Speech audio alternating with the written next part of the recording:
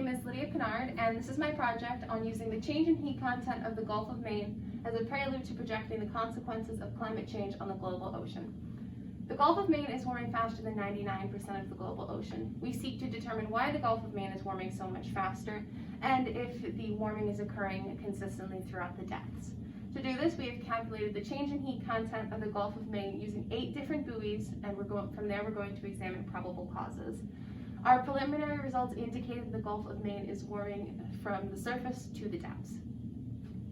So we downloaded data from Syracuse. It was salinity and temperature data over the time period of 2004 to 2019 for the following buoys at various depths. So we have 5 coastal buoys right along here. We also have 1 located in Jordan's Basin, 1 located in Georges Bank, and 1 located in the Northeast Channel.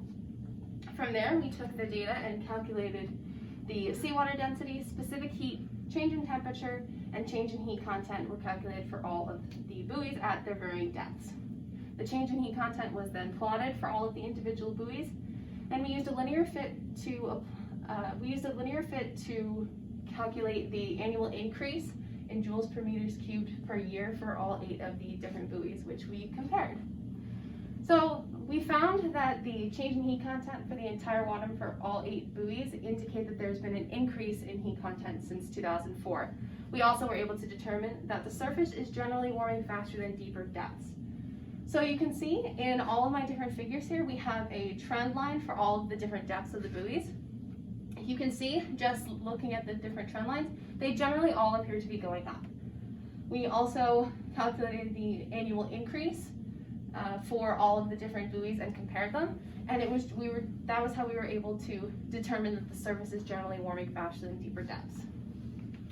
So this is consistent with Pershing et al. And our current knowledge of global warming in the Gulf of Maine. From there, we were able to figure out that the surface is generally warming faster than the deeper depths. This was typical of most of the buoys. However, there were a few buoys that did not follow this trend. These were M01 from 150 meters to 250 meters, N01 from 50 meters and 100 meters, I01 at 50 meters, and B01 at 50 meters. We're not quite sure yet why these depths and locations were a little bit different from our trend, but that's something we'll be looking to in the future. Speaking of the future, we will be determining the overall volume of the Gulf of Maine so that we can calculate the change in heat content of the entire Gulf of Maine. That will be really helpful to determine the how much heat is actually going into the Gulf of Maine and how much is staying there.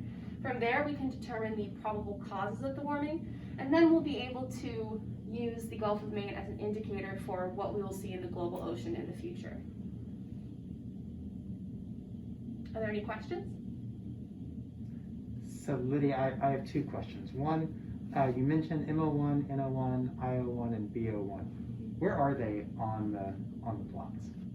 Like are they along the coast, or are they in the middle? Like where are these that aren't fitting your trends? Yeah, so M01 over here is right in Jordan Basin.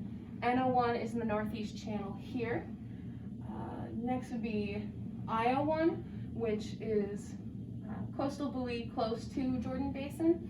And B01 is right by Jeffreys Ledge and Portsmouth.